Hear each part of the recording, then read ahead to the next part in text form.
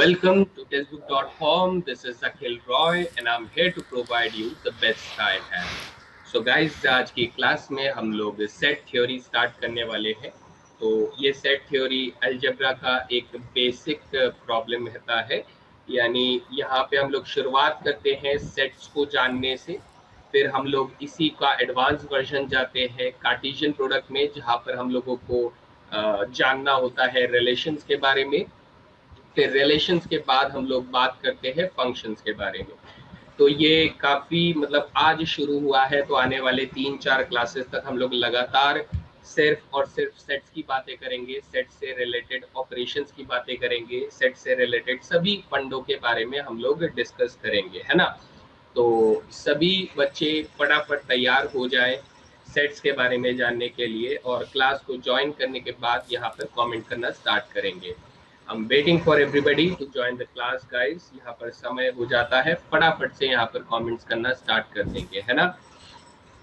तो हमारे साथ कौन कौन क्लास में जुड़ चुके हैं बच्चे, एक बार यहाँ पर कमेंट सेक्शन में लिखकर बता देंगे।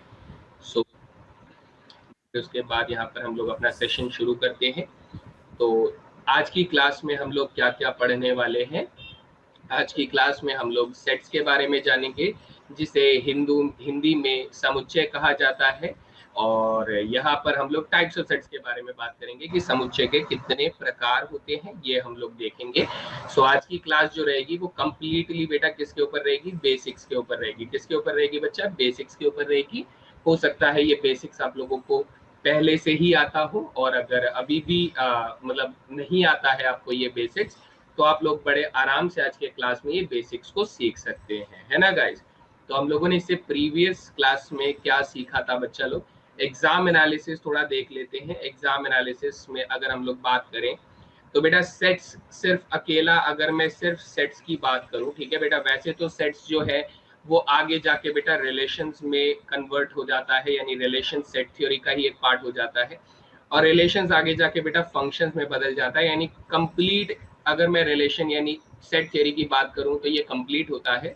लेकिन जब मैं सिर्फ और सिर्फ सेट्स की बात करता हूं तो बेटा ये हमारे पास अलग अलग सालों में अलग अलग एग्जामिनेशन में ये क्वेश्चंस देखे गए हैं, इतने क्वेश्चंस देखे गए हैं।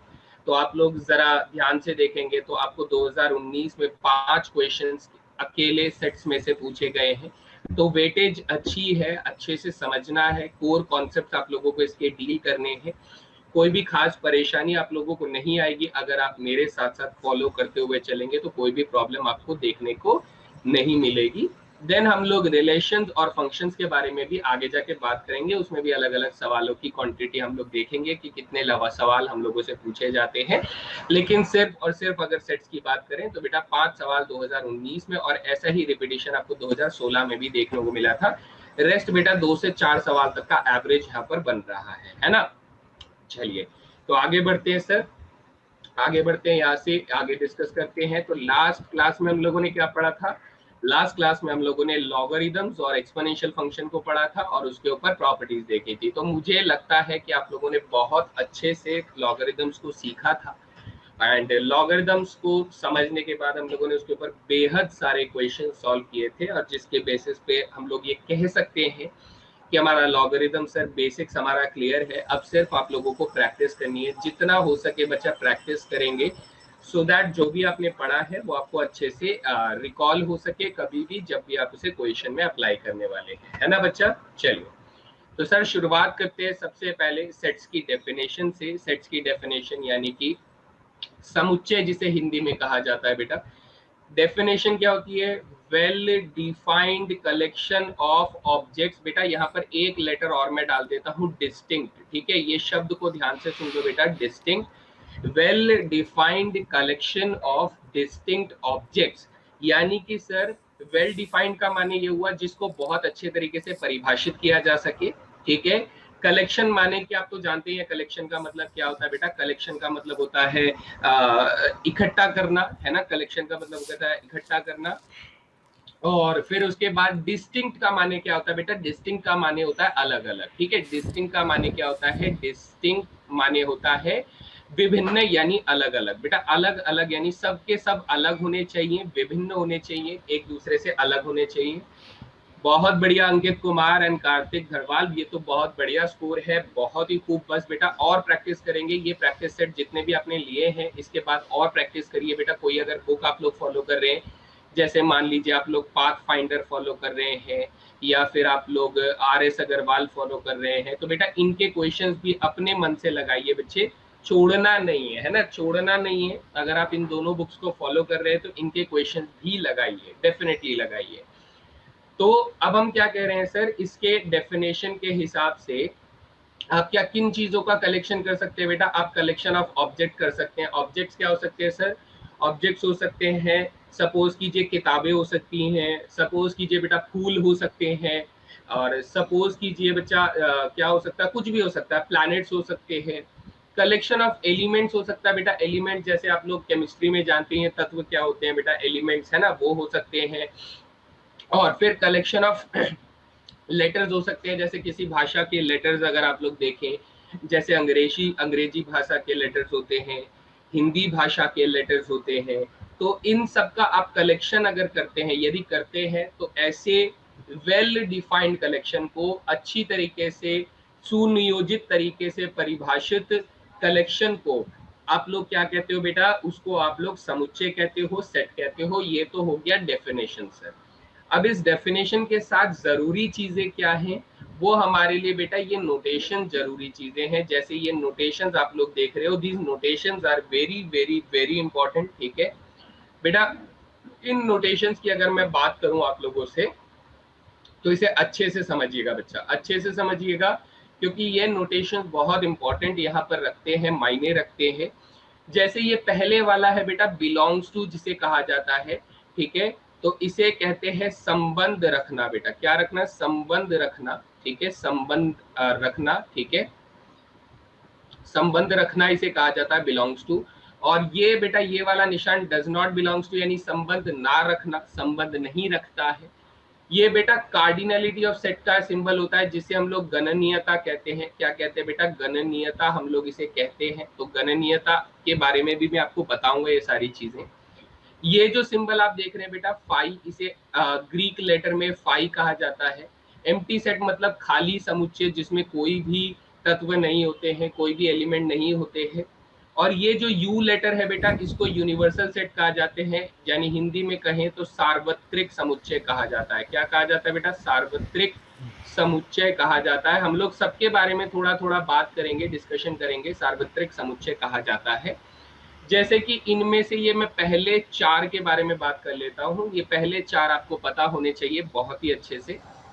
तो समझिए, मान लीजिए बच्चा लोग, हमने यहाँ पर एक सेट बनाया, एक समुच्चय बनाया, जिसमें मैंने कुछ इवन नंबर्स लिख दिए हैं, 2, 4, 6, 8 और 10 मैंने लिख दिया है।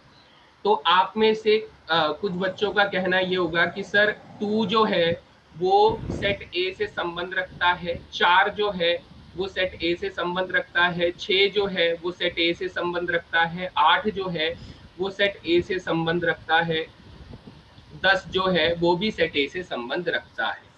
लेकिन आप में से कुछ बच्चे ये भी कह सकते हैं कि सर 1 जो है वो सेट ए से संबंध नहीं रखता है, 3 जो है वो सेट ए से संबंध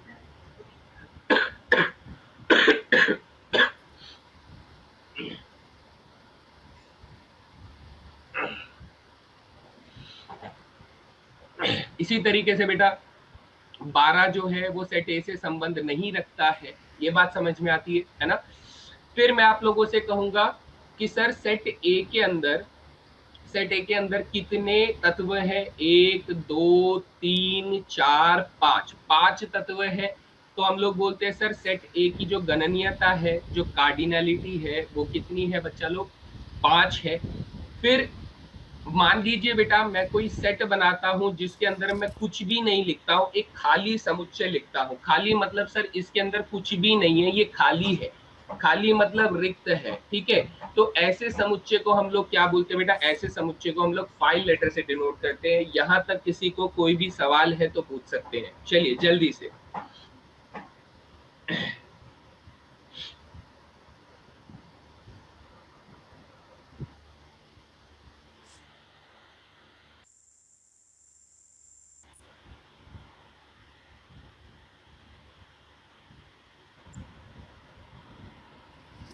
यहाँ तक किसी को कोई भी सवाल है तो पूछ सकते हैं बच्चा, है ना।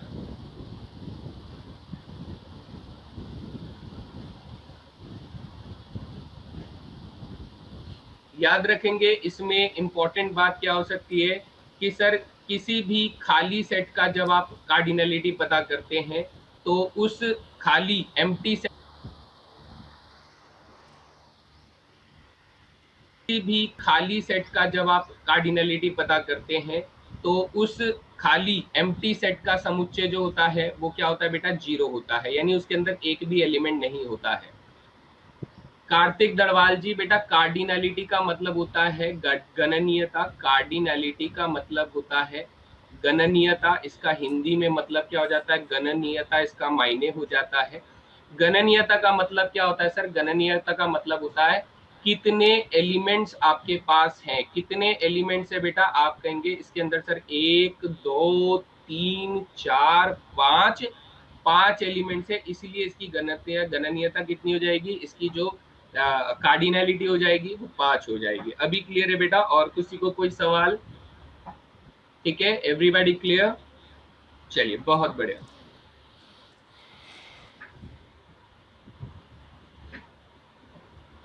ठीक है, चलिए आगे बढ़ते हैं। तो सर यहाँ तक समझने के बाद सेट्स को लिखने के हमारे पास दो अलग अलग तरीके होते हैं, जिसमें से पहला तरीका बेटा रोस्टर फॉर्म भी कहा जाता है, लिस्ट फॉर्म भी कहा जाता है, टेबुलर फॉर्म भी कहा जाता है।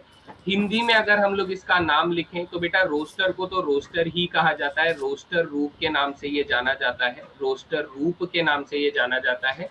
या फिर इसे और क्या कहा जाता है बेटा, या तो फिर इसे सूची रूप भी कहा जाता है। क्या कहा जाता है बेटा, सूची रूप भी कहा जाता है। इसे दो नामों से पहचाना जाता है बेटा, रोस्टर फॉर्म या फिर लिस्ट फॉर्म। हिंदी में कहें तो रोस्टर रूप या सूची रूप के नाम से जाना जाता है। दूसरा सर सेट बिल्डर फॉर्म और सेट रूल फॉर्म को हम लोग क्या कहते हैं बेटा, इसे हम लोग कहते हैं समुच्चय निर्माण रूप के नाम से ये जाना जाता है। किस नाम से जाना जाता है बेटा, समुच्चय निर्माण रूप से ये जाना जाता है। ठीक है, ये दो नाम हमारे पास रहेंगे जो रिप्रेजेंटेशन ऑफ सेट्स के बारे में रहेंगे। इसमें बस बात को समझिए बच्चे, इसमें क्या कह रहा है कि लिस्ट मतलब लिख देना बेटा, लिस्ट मतलब सूची बनाना। ठीक है, किसी तरह का लिस्ट बनाना। जैसे आप मार्केट में जाते हैं तो मार्केट में जाने से पहले आपकी मम्मी जो है वो मार्केट में क्या क्या खरीदना है उसकी एक लिस्ट बनाती है, सूची बनाती है। तो जब हम सभी तत्वों का बेटा सूची बना लेते हैं और उन्हें ब्रैकेट्स के अंदर कॉमास के साथ लिखते हैं तो ऐसे चीजों को, ऐसे समुच्चय को हम लोग रोस्टर रूप या फिर सूची रूप कहा जाता है। ठीक है, मैं आपको एग्जांपल भी दूंगा। और समुच्चय निर्माण रूप में क्या होता है बेटा, इसमें हम लोग सूची नहीं बनाते हैं, इसमें हम लोग स्टेटमेंट्स का इस्तेमाल करते हैं, लैंग्वेज का इस्तेमाल करते हैं, ठीक है, केसेस का इस्तेमाल करते हैं, ताकि कोई जो सेट है उसे डिफाइन किया जा सके। यानी सीधा सीधा हम लोग क्या करते हैं बेटा, स्टेटमेंट का इस्तेमाल करते हैं। किसका इस्तेमाल करते हैं, स्टेटमेंट का इस्तेमाल करते हैं। जैसे मान लीजिए बच्चा ये एक एग्जाम्पल है, ठीक है, ये एग्जाम्पल जो है ये हमारा बच्चा, ये हमारा क्या है, ये सेट बिल्डर फॉर्म है, समुच्चय निर्माण रूप इसे कहा जाता है। इसमें हम लोगों ने क्या किया बेटा, इसमें हम लोगों ने एलिमेंट्स की लिस्ट नहीं लिखी है। ये अगर आप देखोगे तो बेटा ये क्या है, ये एक सेट बिल्डर फॉर्म है ना। ये यहाँ पर हम लोगों ने क्या किया बेटा, यहाँ पर हम लोगों ने सूची नहीं बनाई है, लिस्ट नहीं बनाई है। जबकि सर ये जो है ये एक रोस्टर फॉर्म है। ये कौन सा फॉर्म है बच्चा, ये रोस्टर फॉर्म है। यानी कि यहाँ पर देखो बेटा मैंने सूची बनाई हुई है, A comma E comma I comma O comma U, है ना। तो जब हम सिर्फ लिस्ट बनाते हैं तो ऐसे को हम लोग रोस्टर फॉर्म कहते हैं। लेकिन जब हम लोग स्टेटमेंट्स का इस्तेमाल करते हैं, वाक्यों का इस्तेमाल करते हैं, तब ये सेट बिल्डर फॉर्म हो जाता है। यानी अगर मैं सेट ए को बच्चा मैं लिखना चाहता हूँ रोस्टर फॉर्म में, क्योंकि ये तो सेट बिल्डर में दिया हुआ है, तो रोस्टर फॉर्म में इस बात को जरा प्यार से समझने की कोशिश करें। इसने कहा कि सर सेट ए के अंदर एलिमेंट क्या आना चाहिए, एक्स आना चाहिए। क्या आना चाहिए सर, एक्स आना चाहिए। एक्स की वैल्यू क्या है सर, एक्स की वैल्यू वाई स्क्वायर है। और वाई की वैल्यू क्या है सर, वाई की वैल्यू एक प्राकृतिक संख्याओं से संबंध रखती है।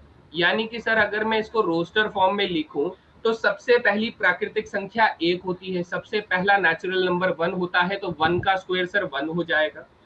अगली प्राकृतिक संख्या 2 होती है तो 2 का स्क्वायर सर 4 हो जाएगा।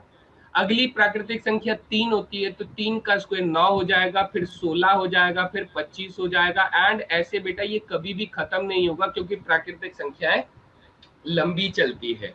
तो ये जो आपने लिखा है बेटा, ये हमारा सेट बिल्डर फॉर्म हो गया, ये हमारा सेट बिल्डर फॉर्म हो गया, और ये इसका सूची रूप हो गया यानी रोस्टर फॉर्म हो गया। यहां तक किसी को कोई सवाल है तो पूछ सकते हैं, ठीक है।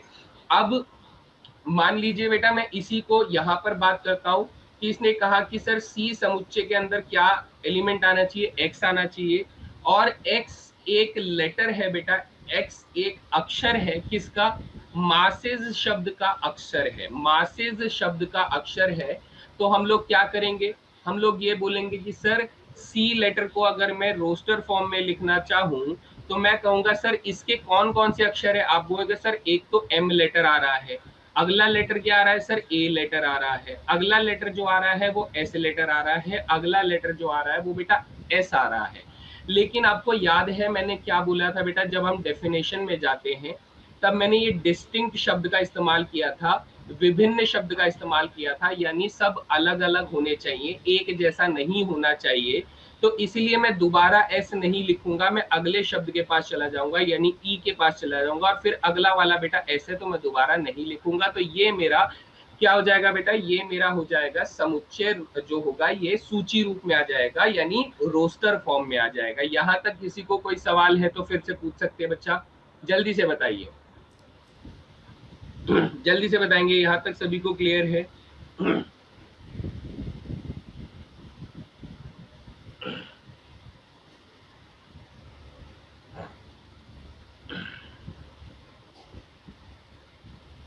चलिए बढ़िया।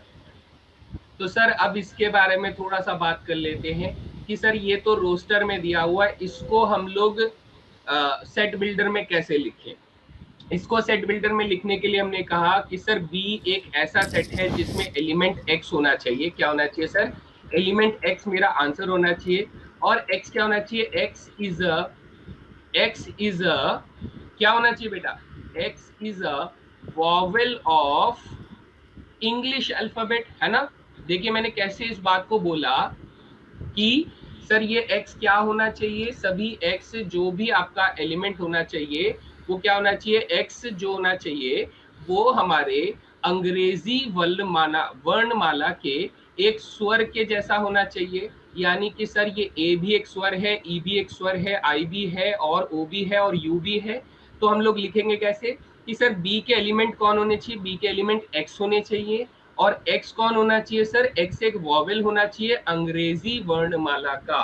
तो यहाँ तक आपको समझ में आया बेटा कैसे हम लोग लैंग्वेजेस का इस्तेमाल करते हैं when we talk about the set builder form, है ना। यहाँ तक समझ में आ गया बेटा सभी को?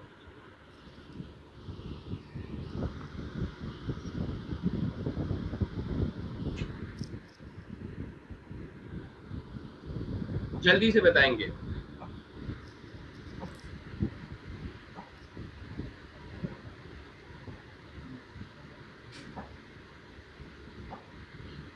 चलिए बहुत बढ़िया। तो हमें दो तरीके से सेट को लिखना आ गया सर, एक तो सूची बनाना जो बड़ा आसान होता है, दूसरा सर वाक्यों में लिखना जो थोड़ा सा मुश्किल हो सकता है लेकिन इतना भी मुश्किल नहीं है। हल्का फुल्का नॉलेज अगर आप रखते हैं तो आप आसानी से आंसर कर सकते हैं, है ना। चलिए आगे बढ़ते हैं सर। यहाँ से अब हम लोग बात करते हैं प्री डिफाइंड सेट्स के बारे में जिन्हें पूर्व परिभाषित समुच्चय कहा जाता है बेटा। प्री डिफाइंड सेट्स का माने पूर्व परिभाषित समुच्चय, ऐसे समुच्चय जिनको पहले से ही परिभाषित कर गया है, उनका मतलब आप नहीं बदल सकते। जैसे बेटा सेट ऑफ नेचुरल नंबर्स को हम लोग एन लेटर से लिखते हैं। किससे लिखते हैं बेटा, एन लेटर से लिखते हैं। नेचुरल नंबर्स यानी कि सर नेचुरल नंबर्स को हम लोग क्या बोलते हैं, प्राकृतिक संख्याएं बोलते हैं। क्या बोलते हैं बेटा, प्राकृतिक संख्याएं हम लोग इन्हें बोलते हैं, ठीक है। तो प्राकृतिक संख्याओं का जो आपका समुच्चय होता है बेटा, प्राकृतिक संख्याओं का जो समुच्चय होता है उसे हम लोग एन लेटर से दिखाते हैं। और एन लेटर शुरू कहाँ से होता है बेटा, एन लेटर के एलिमेंट्स जो है, तत्व जो है वो शुरू होते हैं 1 2 3 4 5 6 7 8 एंड सो ऑन बेटा। क्योंकि हम लोग नेचुरल नंबर्स की आखिरी गिनती नहीं जानते हैं, जब भी आप कोई गिनती बोलेंगे उसका अगला प्राकृतिक संख्या आपके पास होगा, ठीक है।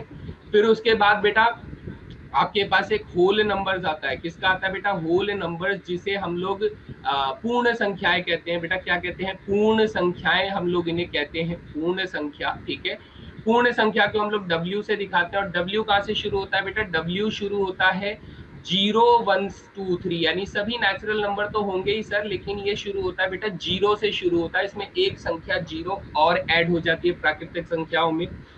सेट ऑफ इंटीजर्स को बेटा हम लोग क्या कहते हैं बेटा? इनको हम लोग पूर्णांक कहते हैं। क्या कहते हैं बच्चा? इनको हम लोग पूर्णांक कहते हैं। पूर्णांक अगर मैं लिखना चाहूँ तो इंटीजर्स को बेटा पूर्णांक कहा जाता है। इसे हम लोग Z लेटर से डिनोट करते हैं। और ये माइनस में भी और प्लस में भी सभी संख्याओं को लिया जाता है बेटा। ठीक है, उसके बाद आप लोगों के पास और कौन कौन से लेटर्स होते हैं, मैं यहाँ पर सभी के ना नाम लिख देता हूँ, क्योंकि यहाँ पे बड़ा हिचपिचा हो रहा है, फिर मजा नहीं आएगा। हमने कहा सर n क्या होता है? n को हम लोग नेचुरल नंबर्स कहते हैं। क्या कहते हैं बेटा? n से हम लोग नेचुरल नंबर बोलते हैं। और हिंदी में इसे क्या कहा जाएगा बेटा? हिंदी में इसे प्राकृतिक संख्याएं बोली जाएंगी। क्या बोली जाएंगी? प्राकृतिक संख्याएं बोली जाएंगी। तो संख्या नहीं लिख रहा हूँ, ऑलरेडी समझ में आ जाएगा, है ना। फिर हम लोग W की बात करेंगे बेटा। W का माने होता है होल नंबर, जिसे अंग्रेजी में होल कहा जाएंगे। तो इसे हम लोग क्या बोलेंगे बेटा? इसे पूर्ण संख्याएं बोलेंगे। क्या बोलेंगे? पूर्ण संख्याएं बोलेंगे। और फिर हम लोग के पास Z आ जाता है बेटा। Z को हम लोग इंटीजर्स के नाम से बोलते हैं। ठीक है, इंटीजर्स बोलते हैं, जिसे हम लोग पूर्णांक कहते हैं बेटा। क्या कहते हैं बेटा? पूर्णांक हम लोग इसे कहते हैं, पूर्णांक संख्याएं इसे कहा जाता है। फिर हमारे पास Q आता है बेटा। Q को हम लोग क्या बोलते हैं? Q को हम लोग बोलते हैं रेशनल नंबर्स बोलते हैं बेटा। रेशनल नंबर्स बोलते हैं। रेशनल नंबर्स को हिंदी में परिमेय संख्या बोला जाता है बेटा। परिमेय संख्या बोला जाता है। ठीक है, परिमेय संख्याएं इन्हें बोला जाता है। आपने जरूर नाम सुना होगा। उसके बाद बेटा हमारे पास R आ जाता है। R को हम लोग रियल नंबर्स बोलते हैं। क्या बोलते हैं बेटा? रियल नंबर्स, जिसे वास्तविक संख्याओं के नाम से जाना जाता है। वास्तविक, मैंने थोड़ा शायद स्पेलिंग गलत लिख दिया है हिंदी में।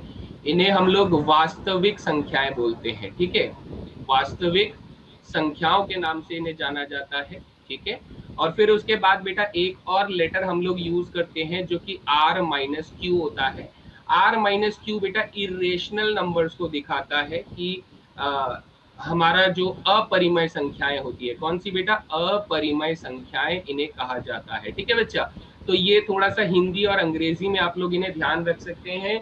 इन लेटर्स का जो इस्तेमाल होता है इन्हीं संख्याओं को दिखाने के लिए होता है। यहाँ तक किसी को कोई सवाल है तो पूछ सकते हैं। अब इसमें आपको ध्यान क्या रखना है सर? इसमें ध्यान रखना है ये वाली सीक्वेंस का ध्यान रखना है बेटा। ये वाली सीक्वेंस कि इनमें से सर ये सभी जो नेचुरल नंबर होता है वो होल नंबर से छोटा सेट होता है। होल नंबर जो होता है वो इंटीजर से छोटा सेट होता है। इंटीजर तो होता है वो रेशनल नंबर से छोटा सेट होता है। और रेशनल नंबर जो होता है वो रियल नंबर से छोटा सेट होता है। छोटा सेट होता है, यानी साइज का फर्क है बेटा, इनके साइज का फर्क है। तो ये आप याद रख सकते हैं। ठीक है, और इनमें बेटा सभी संख्याएं, ये सभी के सभी संख्याएं वास्तविक है। ये नीरज ठाकुर, ये सारी संख्याएं जो हैं ये वास्तविक संख्याएं। ऑल आर रियल नंबर्स बेटा, all are real numbers. Imaginary number के लिए बेटा कोई प्री डिफाइंड हम लोग नहीं दिखाते हैं। ठीक है, प्री डिफाइंड नहीं दिखाते हैं, लेकिन आपका मन करे तो आप बेटा सी से क्या करते हैं, यहाँ पर मैं सी से लिख देता हूँ। सी लेटर से हम लोग क्या दिखाते हैं बेटा? कॉम्प्लेक्स नंबर को दिखाते हैं। जनरली सी लेटर से कॉम्प्लेक्स नंबर को दिखाते हैं, जो आपकी सम्मिश्र संख्याएं होती है बेटा। किसकी बात होती है? सम्मिश्र संख्याएं की बात होती है। सम्मिश्र संख्याओं की बात होती है। ठीक है बेटा, हाँ, जो इमेजिनरी ना हो। ठीक है, हम लोग कॉम्प्लेक्स नंबर की बात कर लेते हैं, जिससे सम्मिश्र संख्याओं को सी लेटर से हम लोग दिखाते हैं। हालांकि वो फर्क नहीं पड़ता है। हम लोग जब तक बेटा सेट्स पढ़ रहे हैं तब तक हम लोग रियल नंबर्स तक ही रहते हैं बेटा। ठीक है, हम लोग रियल नंबर्स तक ही रहते हैं। यहाँ तक किसी को कोई सवाल बच्चा?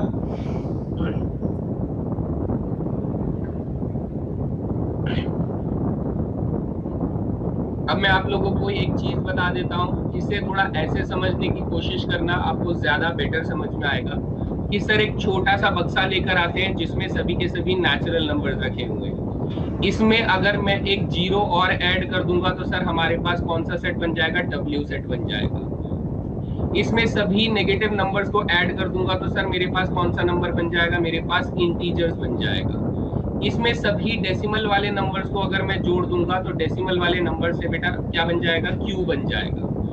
इसमें बिल्कुल एक अलग सा बक्सा अगर मैं यहाँ पर ड्रॉ करूंगा तो ये अलग सा बक्सा जो है बेटा अपरिमेय संख्या इर्रेशनल नंबर्स का बक्सा बन जाएगा। और ये सारे बक्से अगर मैं एक बक्सों के अंदर डालूंगा तो ये बेटा सारे के सारे क्या बन जाते हैं, ये सारे के सारे आपके रियल नंबर बन जाते हैं। क्या बन जाते हैं बेटा, रियल नंबर आर बन जाते हैं। आप लोगों को ये समझना होगा कि सर सबसे छोटा बक्सा जो है वो कौन है, नेचुरल नंबर्स का सबसे छोटा बक्सा है। उसके बाहर का बक्सा जो है वो बेटा होल नंबर्स का बक्सा है, जिसमें एक संख्या जीरो एक्स्ट्रा आ जाता है बेटा, पूर्ण संख्याएं यहाँ पर आ जाती है। उसके बाद सर इंटीजर्स का हो जाता है, इंटीजर्स का जो सेट होता है उसमें नेगेटिव नंबर्स भी आ जाते हैं, ये हो जाता है। फिर हमारे पास परिमेय संख्या रहती है, और परिमेय संख्या और अपरिमेय संख्याओं में कुछ भी कॉमन नहीं होता। अगर कोई संख्या परिमेय संख्या है तो वो अपरिमेय संख्या नहीं हो सकती, अगर कोई संख्या अपरिमेय संख्या है तो वो परिमेय नहीं हो सकती। यानी रेशनल है तो इरेशनल नहीं हो सकता, इरेशनल है तो रेशनल नहीं हो सकता। लेकिन सब कुछ को अगर एक ही बक्से में डाल दिया जाए तो बेटा वो क्या कहलाते हैं, वास्तविक संख्याएं कहलाती हैं, रियल नंबर्स कहलाती हैं। यहाँ तक किसी को कोई सवाल?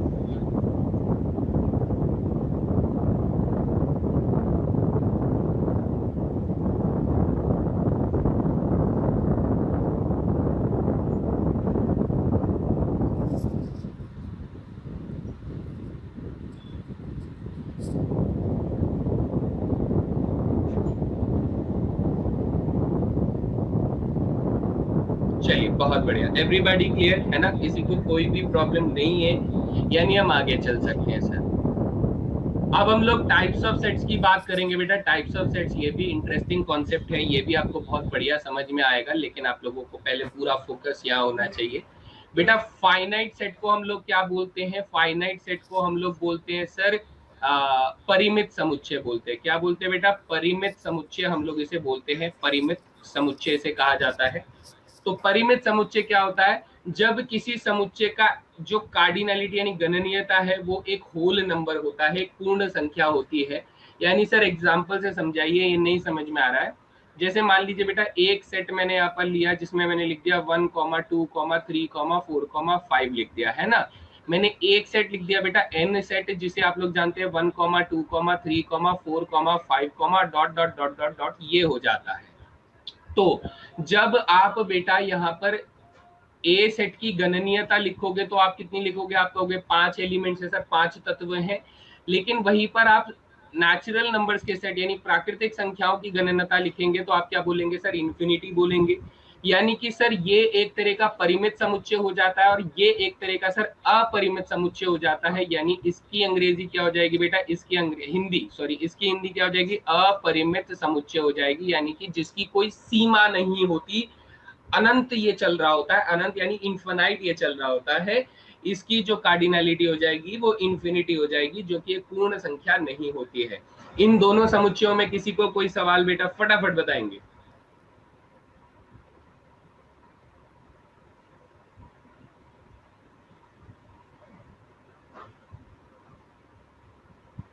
ठीक है। अब सर सिंगलटन सेट को हम लोग क्या बोले, सिंगलटन सेट को बेटा एकल समुच्चय के नाम से जाना जाता है। किस नाम से, एकल समुच्चय के नाम से जाना जाता है।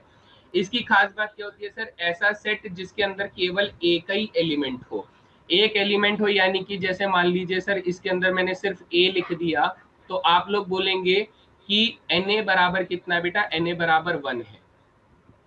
शिबा पाटिल जी दिया तो एग्जाम्पल बेटा, नेचुरल नंबर्स में कितनी संख्याएं होती है, आप गिन ही नहीं सकते। जब आप गिन नहीं सकते तो आप उसकी कार्डिनलिटी कितनी बोलोगे, इन्फिनिटी नहीं बोलोगे, है ना। दिया तो एग्जाम्पल, आपका ध्यान किधर है बच्चा, ध्यान किधर है। तो Na बराबर 1 हो जाएगा। यानी ऐसे समुच्चय जिसके अंदर सिर्फ एक ही एलिमेंट होता है उसको हम लोग सिंगलटन सेट बोलते हैं, या फिर हिंदी में बोले तो सर एकल समुच्चय बोलते हैं। ठीक है बच्चा। फिर आगे एम्प्टी सेट क्या होता है सर, एम्प्टी सेट को हम लोग रिक्त समुच्चय बोलते हैं बेटा। क्या बोलते हैं, रिक्त समुच्चय के नाम से हम लोग जानते हैं। इसे अंग्रेजी में और भी नाम होते हैं बेटा, एम्प्टी के साथ साथ इसे नल सेट भी बोला जाता है। और क्या बोला जाता है सर, नल सेट के साथ साथ इसे वाइड सेट भी बोला जाता है। क्या बोला जाता है बेटा, वाइड सेट भी बोला जाता है, यानी कि खाली सेट, है ना, वाइड खाली। इसकी खास बात क्या होती है सर, Na के अंदर कोई भी एलिमेंट नहीं होगा। ऑब्वियस सी बात है, कोई भी एलिमेंट नहीं होगा। ऐसे समुच्चय को हम लोग याद है ना कैसे लिखते हैं बेटा, रिक्त समुच्चय को हम लोग 5 लेटर से दर्शाते हैं, ये मैंने आपको बताया था, है ना, 5 लेटर से हम लोग दर्शाते हैं। तो ये बेटा 4 ऐसे सेट्स हैं जिनको हम लोग गणनीयता के आधार पर, बेटा कार्डिनलिटी के आधार पर हम लोग इनको कैटेगराइज करते हैं। यानी कि सर फाइनाइट जिसमें हम लोग उनकी गणना कर सकते हैं, इनफाइनाइट जिसमें हम लोग उसकी गणनीयता नहीं कर सकते हैं, सिंगलटन जिसमें गणनीयता बराबर 1 होती है, एम्प्टी जिसमें गणनीयता बराबर 0 होती है, जिसको हम लोग 5 लेटर से भी दर्शाते हैं। सभी को क्लियर हो गया? कोई भी सवाल है तो पूछ सकते हैं बच्चा लोग।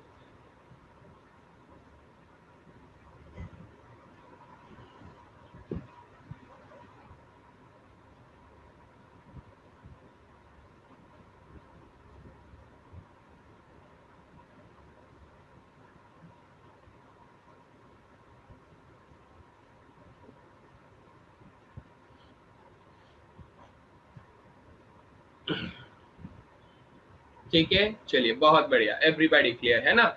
तो हम लोगों ने ये बात समझा दी। उसके बाद फिर और कितने तरीके के होते हैं बेटा? गणनीयता के आधार पर 2 और हम लोग बोल सकते हैं, लेकिन हाँ ठीक है, ये थोड़े अपने आप में डिफरेंट टाइप्स ऑफ सेट्स होते हैं, जिसमें इक्विवेलेंट सेट को सर क्या बोला जाता है? इक्विवेलेंट सेट को बेटा बोला जाता है समतुल्य समुच्चय बोला जाता है। क्या बोला जाता है बेटा? समतुल्य समुच्चय बोला जाता है। जबकि इक्वल सेट को क्या बोला जाता है बेटा? समान समुच्चय बोला जाता है। क्या बोला जाता है? समान समुच्चय बोला जाता है। यहाँ पर एक सेट की बात नहीं होती बेटा, यहाँ पर 2 सेट्स की बात होती है। जैसे मैं आपको एग्जांपल से समझाऊं सर, एक सेट मैंने बना के दिया जिसके अंदर मैंने लिख दिया SAME लिख दिया बेटा, है ना, ये 4 लेटर लिख दिए। मैंने आपसे एक सेट बनाकर दिया बेटा, SAME की जगह मैंने ये लिख दिया MASE लिख दिया बच्चा, ये मैंने एक सेट लिख दिया। और एक सेट बेटा मैंने लिख दिया 1,2,3,4 ये लिख दिया। तो पता है इस डेफिनेशन के हिसाब से इसने बोला कि सर यदि 2 सेट के कार्डिनलिटी बराबर है, यदि 2 सेट की कार्डिनलिटी बराबर है तो उनको हम लोग इक्विवेलेंट यानी समतुल्य समुच्चय कहेंगे। तो आप कहेंगे sir A, C are equivalent, are equivalent, क्योंकि सर इन दोनों के अंदर जो नंबर ऑफ एलिमेंट्स है वो 4 है। ठीक है, क्यों? क्योंकि सर Na और Nc बराबर है, इक्विवेलेंट हम लोग बोलेंगे।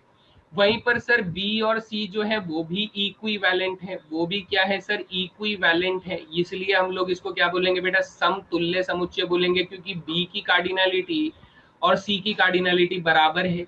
लेकिन सर ये बात ध्यान रखेंगे कि हमारा जो ए है वो बी से बराबर है, आर इक्वल सेट बोलेंगे बेटा, समान समुच्चय बोलेंगे, क्योंकि यहाँ पर ए सेट के सभी एलिमेंट जो है वो बी सेट से बराबर है और उनकी गणनीयता भी बराबर है।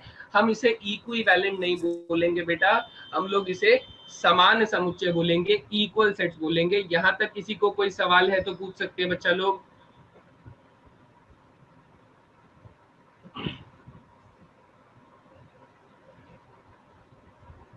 बेटा मैंने यहाँ पे सॉल्व थोड़ी ना कुछ किया है हनी जी, मैंने कुछ भी सॉल्व थोड़ी ना किया है, मैंने तो यहाँ पर बताया है, मैं क्वेश्चन थोड़ी ना कर रहा हूँ बेटा, मैं तो कॉन्सेप्ट बता रहा हूँ। आपको समझ में क्या नहीं आया वो बताइए।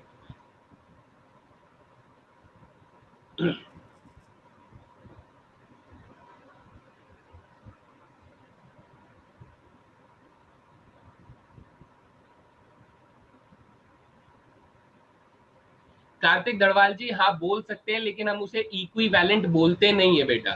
ठीक है बेटा, इक्विवेलेंट सेट में क्या लिखा है? डेफिनेशन पे फोकस कीजिए बच्चा, डेफिनेशन पे फोकस कीजिए हन्नी। दोनों के कार्डिनलिटी यानी गणनीयता बराबर होने चाहिए।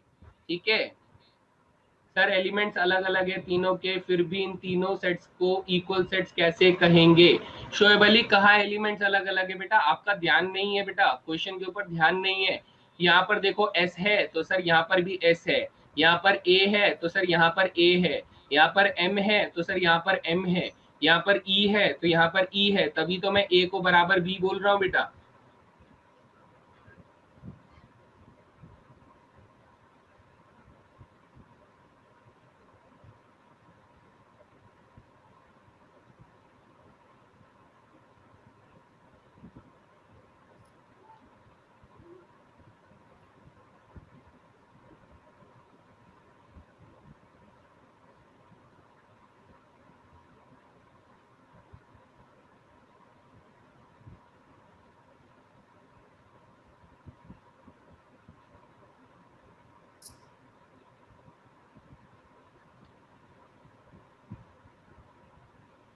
नहीं, इक्वल सेट्स में सी नहीं है बच्चा, इक्वल सेट्स में सी नहीं है, इक्वल सेट्स में सी नहीं है, इक्विवेलेंट सेट्स में सी है, क्योंकि सर दोनों की कार्डिनलिटी बराबर है।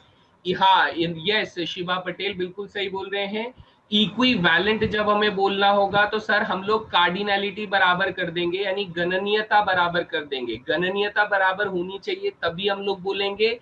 लेकिन इक्वल सेट्स में सर सभी एलिमेंट्स हमारे बराबर होने चाहिए, सभी सेट्स के एलिमेंट्स तक बराबर होने चाहिए। ये हमारे इक्वल सेट्स की मतलब वो कंडीशन होती है। इक्विवेलेंट का मतलब समतुल्य तब होगा जब दोनों की तुलना की जा सकती हो वजन के हिसाब से। आप कह सकते हो कि सर दोनों के अंदर बराबर संख्याएं हैं, तो इसलिए हम लोग उसे इक्विवेलेंट बोलेंगे। ठीक है बच्चा लोग, चलिए बहुत बढ़िया, आगे बढ़ते हैं सर।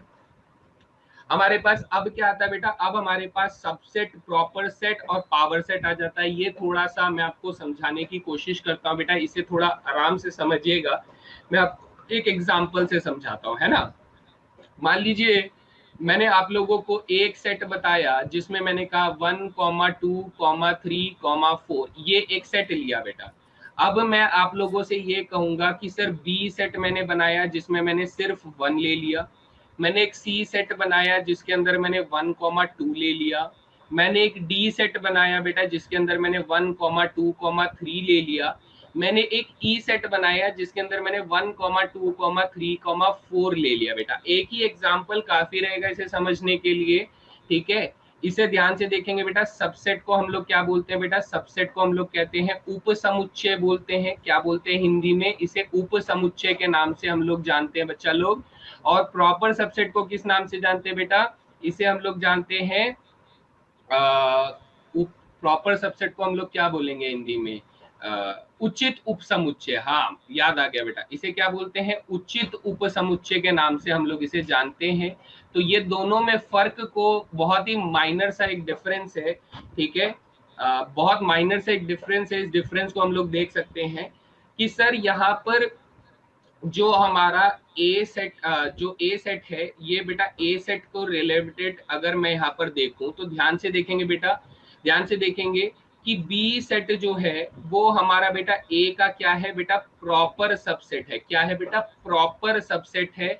मैं फिर से बोलूंगा बेटा, प्रॉपर वाला सबसेट है, प्रॉपर वाला सबसेट है। क्यों, क्योंकि सर उसके जो ए के जो सभी एलिमेंट्स थे, ए के सभी एलिमेंट जो है वो बी के अंदर नहीं है, उसका कुछ हिस्सा हमारे क्या है बेटा, एलिमेंट्स मौजूद हैं। यानी यहां से अगर मैं कहूं कि सर सी सेट जो है वो भी एक प्रॉपर सबसेट है ए का, डी सेट जो है वो भी एक प्रॉपर सबसेट है ए का। लेकिन लेकिन ये बात ध्यान देंगे बेटा, ई सेट जो है वो एक सबसेट कहलाएगा बेटा ए का। ए ई सेट जो है वो सबसेट कहलाएगा। यहाँ पर हम लोग किस लेटर का इस्तेमाल करते हैं बेटा, सबसेट का इस्तेमाल करते हैं, ठीक है। अब इस बात को ध्यान से सुनिएगा बेटा, हम लोग इसे सबसेट भी बोल सकते हैं, लेकिन स्पेसिफिकली बोले तो बेटा प्रॉपर सबसेट बोलेंगे। ये सबसेट हो सकता है, यानी थोड़ा सा कंफ्यूजन ऐसा है बच्चा, ये थोड़ा सा कंफ्यूजन ऐसा है कि ये मेरा प्रॉपर सबसेट है, ये मेरा प्रॉपर सबसेट है, ये मेरा प्रॉपर सबसेट है। लेकिन सर ये जो हमारे पास ई है ना, ये ई बेटा इक्वल सेट भी आप इसे बोल सकते हैं। आप इसे क्या बोल सकते हैं, इक्वल सेट भी बोल सकते हैं। साथ साथ बेटा इसे सबसेट भी बोल सकते हैं, क्योंकि हमारे पास एक स्टेटमेंट होती है। वो स्टेटमेंट आपसे क्या कहते हैं बेटा, वो स्टेटमेंट यहाँ पे लिख लो, वो स्टेटमेंट लिख लो, every set is a subset of itself.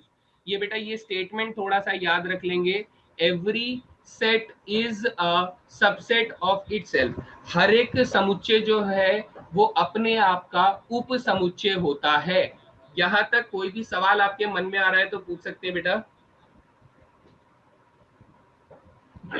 ठीक है। ये भी बच्चा लोग प्रॉपर सबसेट है, ये भी बच्चा लोग प्रॉपर सबसेट है। लेकिन सिर्फ सबसेट कब हुआ, जब सर सभी एलिमेंट जो है वो मेरे उसके बराबर हो गए, तब हम लोग इसे सबसेट बोलते हैं, प्रॉपर नहीं बोलते हैं।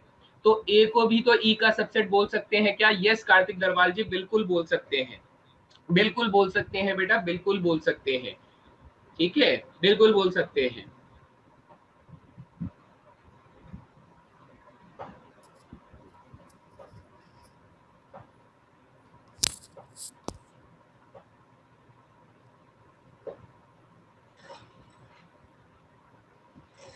और कोई सवाल बेटा?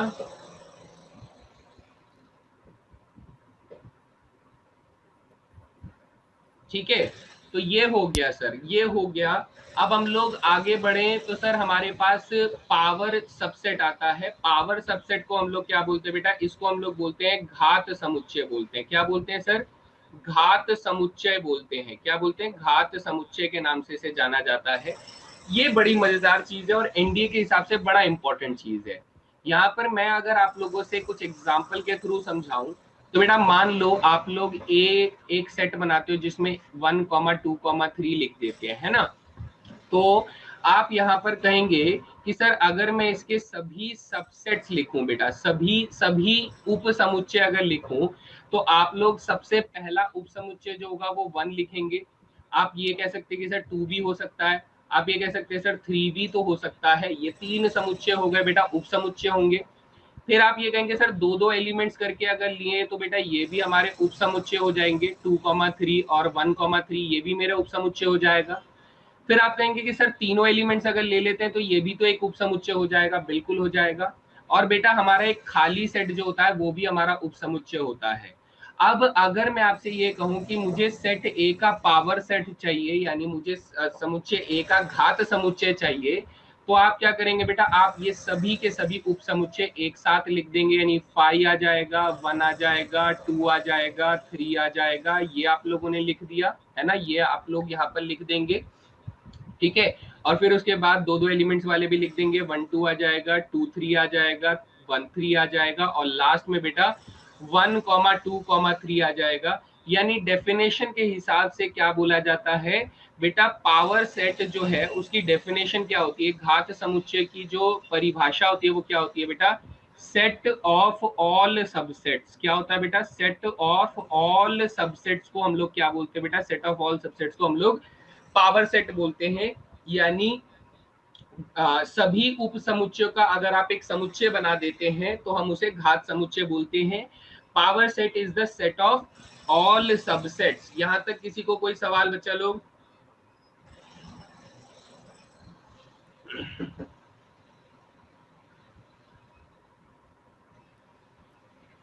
अब इसमें जरूरी सवाल मैं आप लोगों को बता देता हूं बेटा, जरूरी सवाल की तरफ फोकस करेंगे कि सर यहाँ पे ए सेट के अंदर फाइव कैसे सबसेट है बेटा? ये भी जैसे यहाँ पर एक लाइन लिखी है ना, every set is a subset of itself, तो यहाँ पर ये एक और लाइन आ जाती है कि every empty set is the subset of any set. ठीक है, तो ये लाइन आप लोग यहाँ पर ऐड कर लो सबसेट के लिए।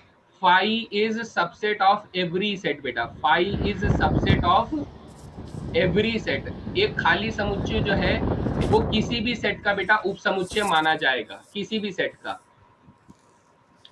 हनी जी, पावर सेट को घात समुच्चय कहा जाता है। इसका मतलब होता है कि इसका मतलब होता है सभी उप समुच्चयों का, सभी उप समुच्चयों का, उप समुच्चयों का समुच्चय। ठीक है, सभी उप समुच्चयों का समुच्चय कहा जाता है बेटा, जिसे पावर सेट यानी घात समुच्चय कहा जाता है, जिसमें हम सभी सबसेट को लिख देते हैं बेटा, सभी सबसेट को एक लिस्ट बनाकर लिख देते हैं, तो that becomes the power set, है ना? तो ये बेटा लाइन नोट कर लेंगे कि five is the subset of every set. ठीक है, अब मैं आपको क्या बताना चाहता था वो जरा ध्यान से सुन लीजिए बच्चे। अगर मैं आपसे ये कहूँ कि सर एन ए के अंदर कितने एलिमेंट्स है, आप कहेंगे सर 3 एलिमेंट्स है, तो क्या इससे पता करके मैं डायरेक्टली आप लोगों से एक सवाल पूछ सकता हूँ कि सर पावर सेट के अंदर कितने एलिमेंट्स होंगे? क्या ये बताया जा सकता है? हाँ जी बेटा, बताया जा सकता है। इसे बताने के लिए हमें क्या करना होगा? इसे बताने के लिए हमें फॉर्मूला यूज करना होगा 2 की पावर n। 2 की पावर n यानी सर इसके अंदर अगर 3 एलिमेंट्स हैं तो आप लोग क्या करेंगे बेटा? इसके अंदर हम लोग 2 की पावर 3 इस्तेमाल करेंगे बेटा। 2 की पावर 3 करेंगे तो आंसर 8 हो जाएगा। गिनती कर लो बेटा, देखो आपके पास 3 मिल जाएगा। कितना हो जाएगा? 1 2 3 4 5 6 7 8। देख लिए बेटा, 8 एलिमेंट्स आ जाते हैं 2 की पावर n। प्रॉपर सबसेट में a not equal to b को बताइए बेटा। प्रॉपर सबसेट में मैंने बताया ना कि प्रॉपर सबसेट में सारे सबसेट होंगे, लेकिन वो बराबर वाला सेट आपको नहीं लेना है, बराबर वाला सेट नहीं लेना है। देख लो बेटा, मैंने फिर बताया था कि बी जो है वो ए का सबसेट है, सी जो है वो ए का सबसेट है, डी जो है वो ए का सबसेट है, लेकिन ई जो है वो ए का प्रॉपर सबसेट नहीं है, वो सबसेट है क्योंकि वो उसके बराबर है, इसलिए उसे प्रॉपर सबसेट नहीं बोलेंगे, है ना। ई सेट जो है वो ए सेट के साथ बराबर है, इसलिए हम लोग उसे प्रॉपर सबसेट नहीं बोलेंगे।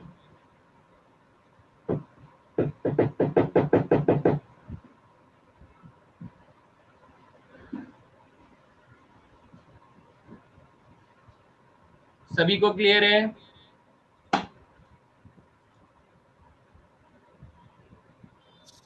ठीक है,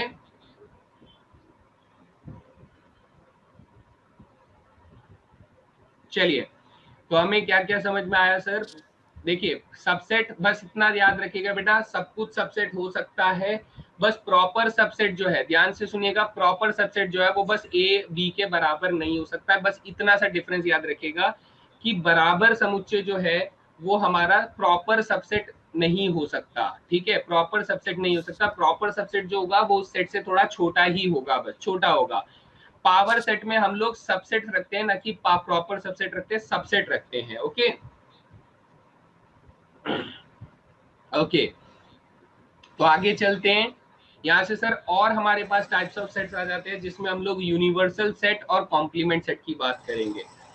तो बेटा, बहुत बड़ी जनता को यूनिवर्सल सेट से कुछ पर्सनल वाली दुश्मनी होती है, उन्हें नहीं समझ में आता है कि यूनिवर्सल सेट क्या होता है। बेटा हमेशा याद रखे बेटा, यूनिवर्सल सेट जो है वो हमेशा बेटा आप लोगों को एग्जामिनर देगा। बेटा कौन देगा? एग्जामिनर देगा। आपको इससे ज्यादा परेशान होना ही नहीं है। एग्जामिनर हमेशा आपको क्या देगा? यूनिवर्सल सेट देगा। आपको कभी भी खुद से यूनिवर्सल सेट नहीं बनाना है, ना ही आपको कभी बनाने के लिए पूछा जाएगा। आपको हमेशा सवाल पूछने वाला यूनिवर्सल सेट देगा। यूनिवर्सल सेट को बेटा हिंदी में क्या कहा जाता है? यूनिवर्सल सेट को हिंदी में कहा जाता है बेटा सार्वत्रिक समुच्चय कहा जाता है। क्या कहा जाता है बेटा? सार्वत्रिक समुच्चय कहा जाता है। इसके अंदर बेटा माना यह जाता है कि सब कुछ पहले से ही होता है, सब कुछ पहले से होता है। यानी हम लोग इसके लिए एक स्टेटमेंट लिखते हैं, एवरी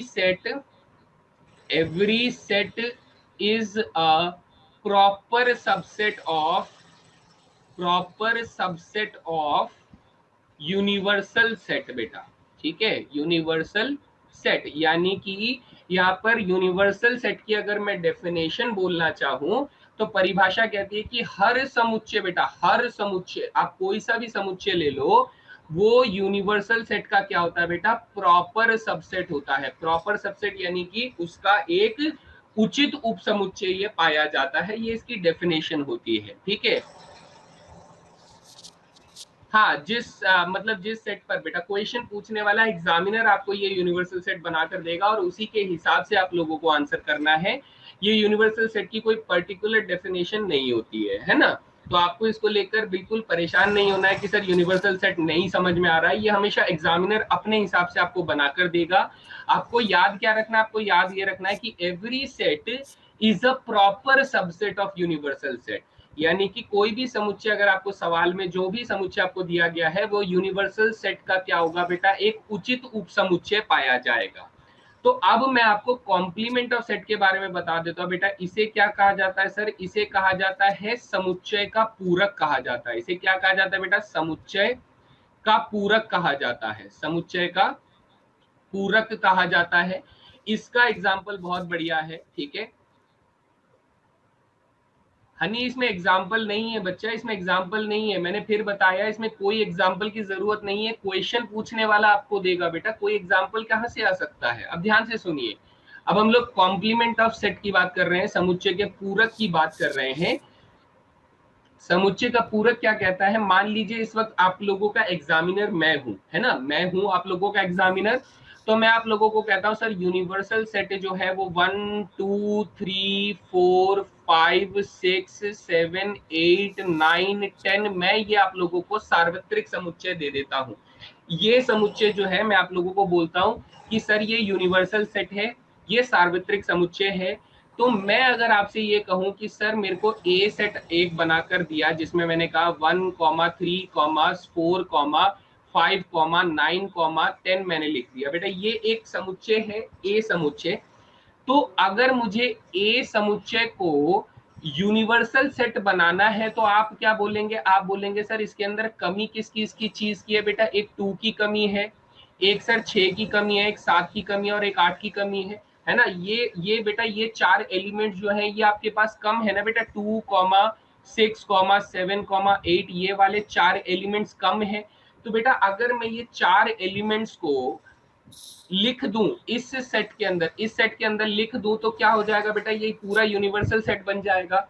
तो इसीलिए हम लोग इसे क्या बोलते हैं बेटा, समुच्चय का पूरक यानी कॉम्प्लीमेंट सेट बोलते हैं। इसको लिखने का सही तरीका ये होता है कि अगर आप ए कॉम्प्लीमेंट ढूंढते हैं तो आप यूनिवर्सल सेट में से ए सेट को हटा दें तो आपके पास कॉम्प्लीमेंट सेट आ जाएगा। यानी सीधा सीधा मायने सर क्या चीज कहना चाहते हैं आप कि यूनिवर्सल में से ए सेट के सभी एलिमेंट्स को हटा दो बेटा। ए सेट के सभी एलिमेंट्स को हटा दूंगा तो सर कौन कौन सा हट जाएगा, 1 हट जाएगा, 3 हट जाएगा, 4 हट जाएगा, 5 हट जाएगा, 9 हट जाएगा, 10 हट जाएगा। तो आपके पास कौन कौन से एलिमेंट बचेंगे सर, आपके पास 2 बचेगा, 6 बचेगा, 7 बचेगा, 8 बचेगा। तो ये मेरा क्या हो जाएगा बेटा, समुच्चय का पूरक हो जाएगा, कॉम्प्लीमेंट ऑफ द सेट हो जाएगा। यहां तक सभी को समझ में आया बच्चा लोग?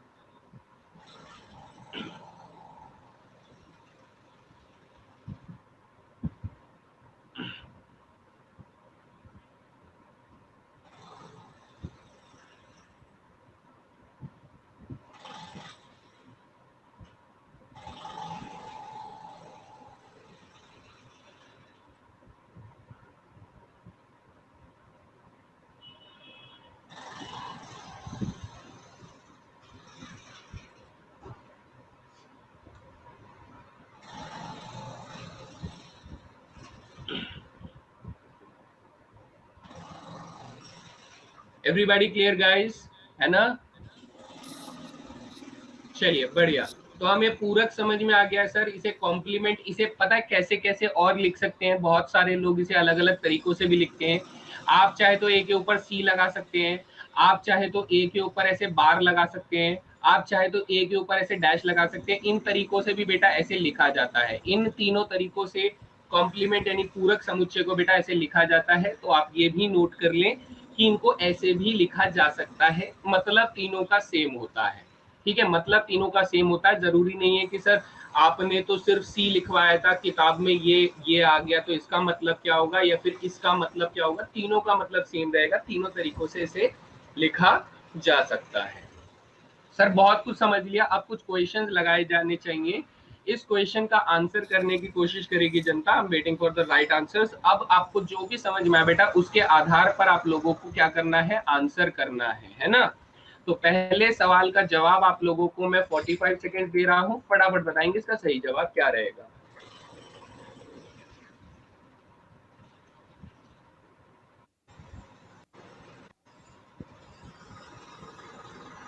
बहुत सारे बच्चों ने गलत जवाब दिया है, बहुत दुख की बात है।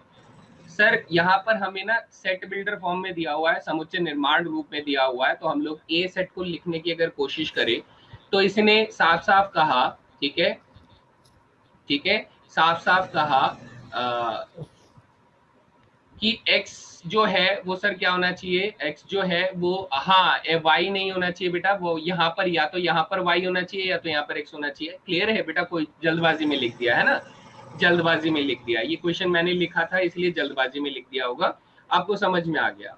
तो अब देखिए बेटा यहाँ पर x जो है वो नेचुरल नंबर है यानी प्राकृतिक संख्याएं है, और वो 2 से 7 के बीच में है, 2 से 7 के बीच में है।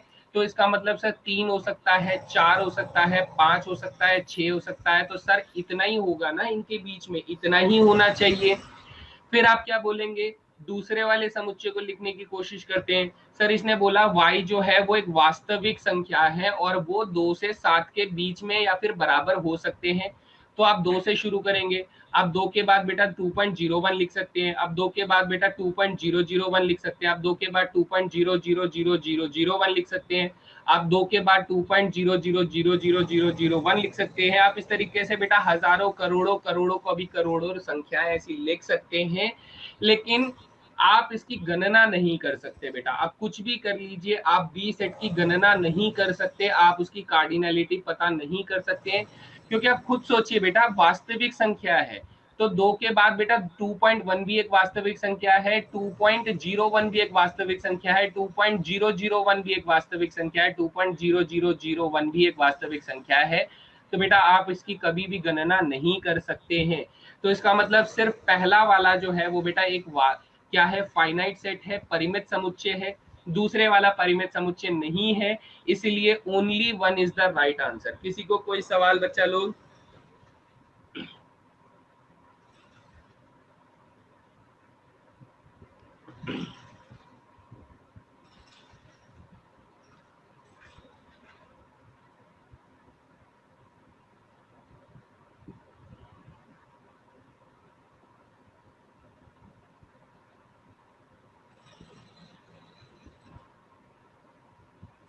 सभी को क्लियर? ठीक है, चलिए बहुत बढ़िया, आगे बढ़ते हैं। नेक्स्ट क्वेश्चन ये रहा आप लोगों की स्क्रीन पर। थोड़ा एक्स्ट्रा टाइम मैं दे रहा हूं, आराम से सॉल्व कीजिएगा, ट्राई कीजिएगा बच्चा। ठीक है, इस क्वेश्चन का सही जवाब बताना है आप लोगों को। 45 सेकेंड्स अगेन दिए जाते हैं आप लोगों को।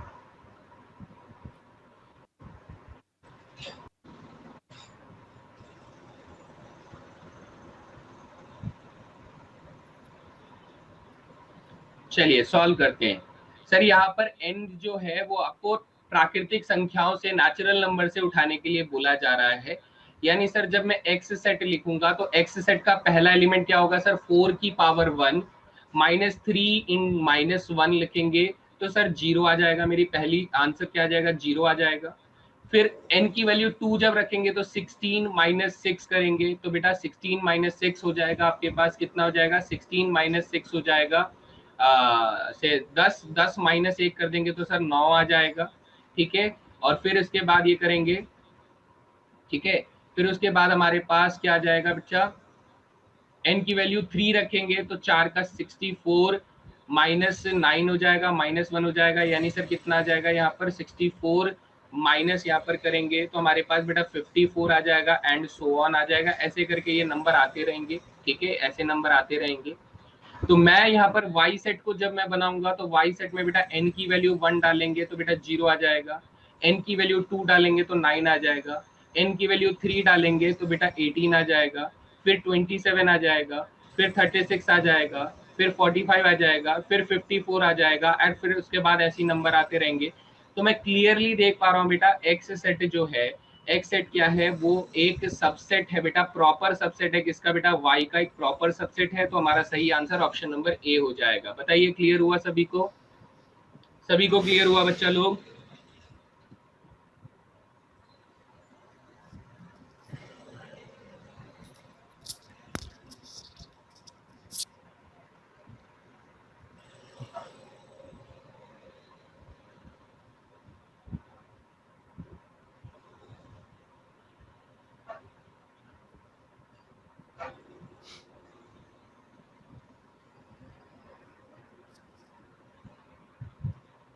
ठीक है, और कार्तिक बेटा इंटरसेक्शन का सिंबल है, 12वीं तो पास किए है ना, तभी तो एनडीए का फॉर्म भर रहे हैं। 12वीं इतना तो पढ़ा ही होगा ना बेटा। अब इंटरसेक्शन का सिंबल मैंने आज नहीं पढ़ाया, लेकिन पहचानते तो जरूर हैं। और फिर भी उसका आंसर थोड़ी ना सही था, वो वाला आंसर सही नहीं था। जो आंसर सही था वो आपके लिए हिसाब से जरूरी है।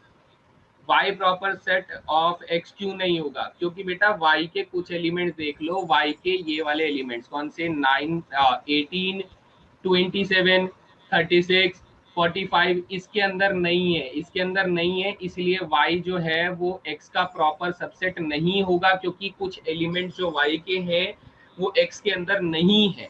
नहीं है बेटा, नहीं है। समझ में आ गई बात? ठीक है, चलिए आगे बढ़ते हैं सर। अगला सवाल देखते हैं। यहाँ पर अगला क्वेश्चन आप लोगों की स्क्रीन पर कुछ इस तरीके से है, फटाफट बताएंगे इसका सही जवाब क्या रहेगा गाइस। तो मैं इसके लिए आप लोगों को सिर्फ 30 सेकेंड देता हूँ, इससे ज्यादा समय इसके नहीं लगना चाहिए।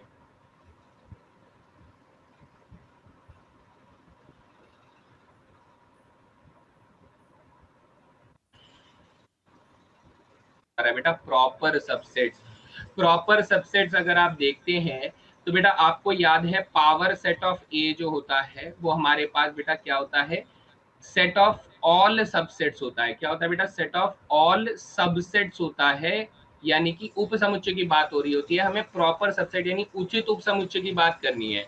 तो सर अगर मैं सीधा सीधा आपसे ये कहूं कि सर पावर सेट की गणना बताओ कितनी होगी, पावर सेट की गणना हो जाएगी 2 की पावर 5 हो जाएगी, क्योंकि यहाँ पर आपको 5 एलिमेंट्स दिए हैं। तो आप लोग तो आंसर सर 32 लिख दोगे, लेकिन सर आपने सबसेट्स की गणना करी है, फिर से बोल रहा हूँ आपने सबसेट्स की गणना करी है, तो आपको अगर प्रॉपर सबसेट्स की गणना करनी है, नंबर ऑफ प्रॉपर सबसेट्स, बेटा प्रॉपर सबसेट क्या होता है, बस आपको इक्वल वाले सेट को हटा देना है। किसको हटा देना है बेटा, इक्वल सबसेट को हटा देना है। तो प्रॉपर सबसेट कितना हो जाएगा, प्रॉपर सबसेट 32 में से एक कम हो जाएगा, तो आंसर 31 हो जाएगा। So right answer is option number B. बताइए क्लियर हुआ सभी को?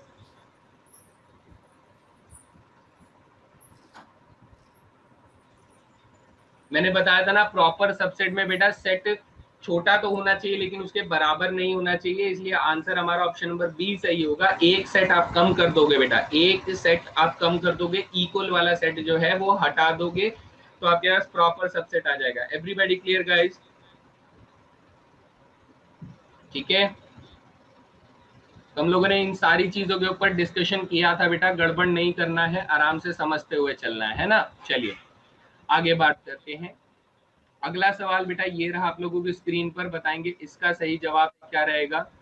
तो 30 सेकेंड दिए जाते हैं आप लोगों को।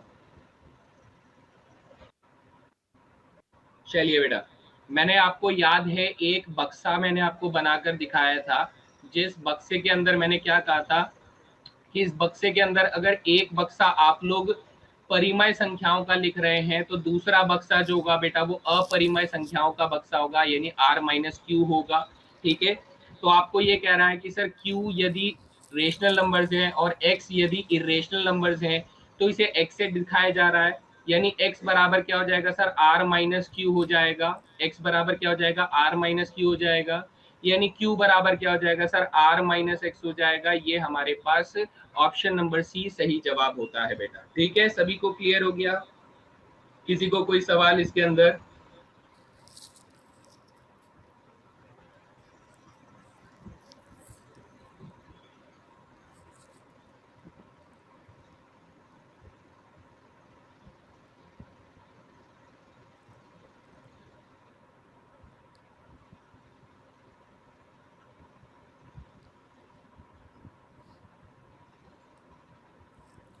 ठीक है, बढ़िया, चलिए बहुत खूब। आगे बढ़ते हैं सर, ये रहा अगला सवाल आपकी स्क्रीन पर। इनमें से कौन सी इनइक्वालिटी होल्ड करती है, फटाफट बताएंगे, 30 सेकेंड दिए जाते हैं इस क्वेश्चन के लिए।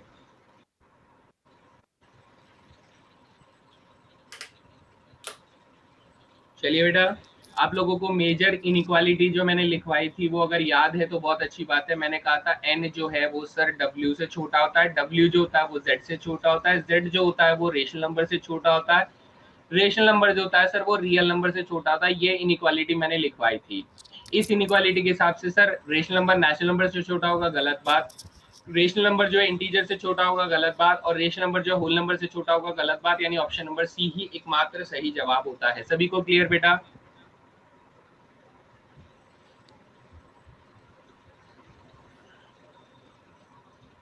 ठीक है, एवरीबॉडी क्लियर गाइस? चलिए आगे बढ़ते हैं, अगला सवाल देखते हैं। तो ये रहा नेक्स्ट क्वेश्चन आप लोगों की स्क्रीन पर। ये थोड़ा सा मुश्किल सवाल हो सकता है, तो देखते हैं इस क्वेश्चन का सही जवाब कौन दे पाता है। तो मैं आप लोगों को बेटा 60 सेकेंड्स का टाइमर दे रहा हूँ इस क्वेश्चन के लिए, आप लोग आराम से निकालें, कोशिश करें। ठीक है,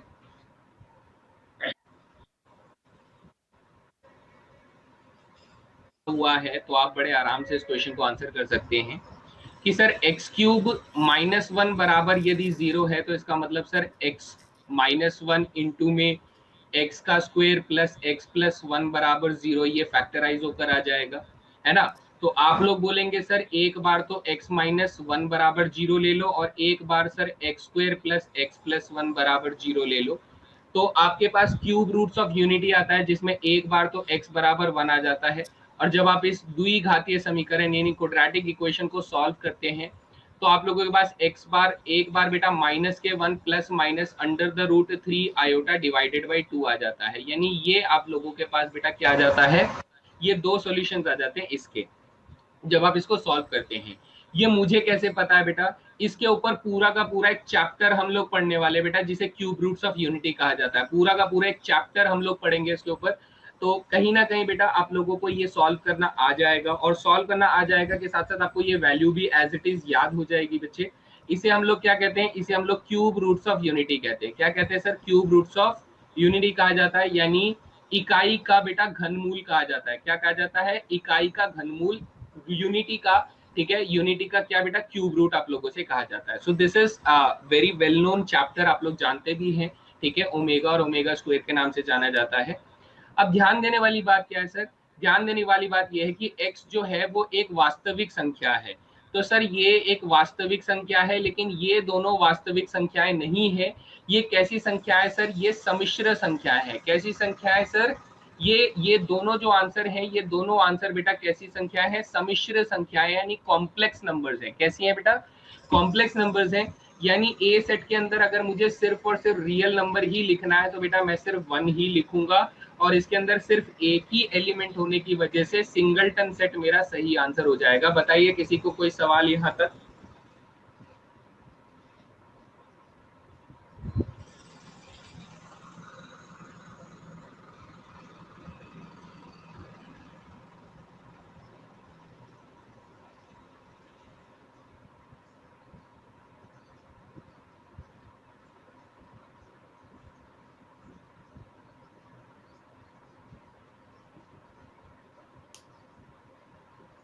ठीक है, बढ़िया, आगे बढ़ते हैं। नेक्स्ट सवाल हमारे पास ये रहा बच्चा, इसका आंसर करेंगे। पूरक का पूरक आपसे पूछा जा रहा है, पूरक का पूरक पूछा जा रहा है। ये आसान सवाल है, आप आराम से आंसर कर सकते हैं, कोई परेशानी नहीं होनी चाहिए इस क्वेश्चन में। 30 सेकेंड इनफ रहेंगे, है ना? 30 सेकेंड। क्या आंसर? आंसर जो होना चाहिए वो बच्चा क्या होना चाहिए? ऑप्शन नंबर बी होना चाहिए। मैंने गलती से ऑप्शन नंबर सी में मार्क कर दिया है। सभी बच्चों से मैं माफी चाहूंगा बेटा, यहाँ पर गलत ऑप्शन में मैंने मार्क कर दिया है। पूरक का फिर से अगर आप लोग पूरक ढूंढेंगे तो बेटा आप लोगों के पास वापस से वही बन जाता है, वापस से वही समुच्चय बन जाता है। हमारा आंसर ऑप्शन नंबर बी होगा बेटा। 74% बच्चों ने सही जवाब दिया है। Very good guys, very good.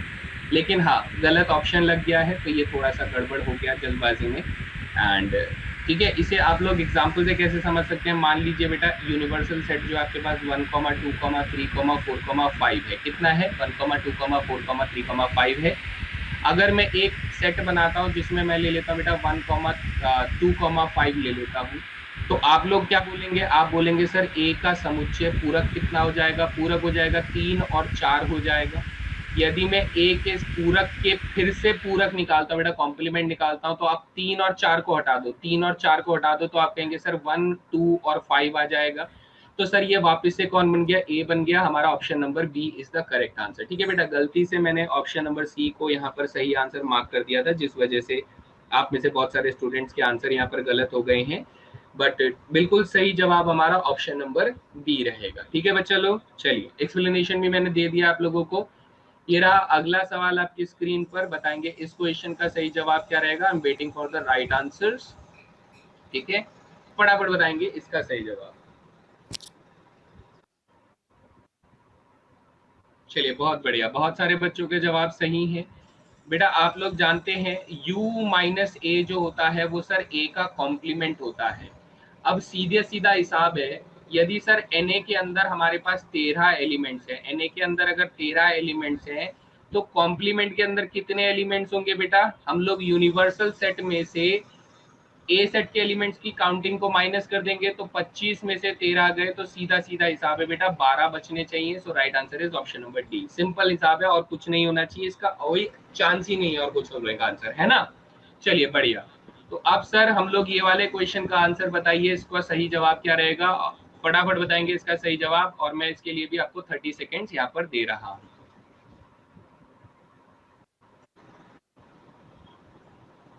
चलिए बहुत बढ़िया, अब आंसर देखते हैं।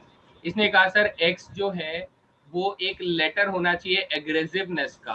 तो बेटा सबसे पहला लेटर ए है तो ए होना चाहिए। फिर जी 2 बार है बेटा, लेकिन लिखेंगे हम एक बारी, जी को हम लिखेंगे एक बारी। फिर आर है सर तो आर लिख देंगे। फिर ई है तो ई लिख देंगे। फिर एस सर 2 बार है लेकिन लिखेंगे सर एक बार ही। फिर आई है, फिर उसके बाद वी है बेटा, वी भी लिख देते हैं। फिर ई है बेटा, ई एक बार लिख चुके हैं तो दोबारा लिखने की जरूरत नहीं है। फिर एन है सर, वो हम लोग एक बार लिख देते हैं। ई लिख चुके हैं, एस लिख चुके हैं, यानी सर टोटल जो हमारा आंसर होना चाहिए A G R E S I V N होना चाहिए, जो कि हमारे ऑप्शन नंबर ए में मिल रहा है। बताइए सभी को क्लियर हुआ बेटा? डिस्टिंक्ट एलिमेंट्स का सेट बनाते हैं हम लोग एक बार लिखे हुए एलिमेंट को दोबारा नहीं लिखते हैं बेटा, एक बार लिखे हुए एलिमेंट को हम लोग दोबारा नहीं लिखते हैं। क्लियर है बेटा? सभी को समझ में आ गया? So right answer is option number A, है ना? चलिए बढ़िया। तो बेटा ये समझ में आने के बाद अब मैं आप लोगों को एक और क्वेश्चन यहाँ पर दे रहा हूँ। आप लोगों को घात समुच्चय दिया हुआ है बेटा, पावर सेट दिया हुआ है, तो आपको बताना है कि इसका समुच्चय यानी ए कितना होगा। ये कौन से सेट के सबसेट्स आप लोगों को कलेक्शन करके दिए हुए हैं। तो देखते हैं इस क्वेश्चन का सही जवाब कौन पकड़ पाता है in the given mean time. तो I am waiting for the right answers. 45 seconds में यहाँ पर आप लोग।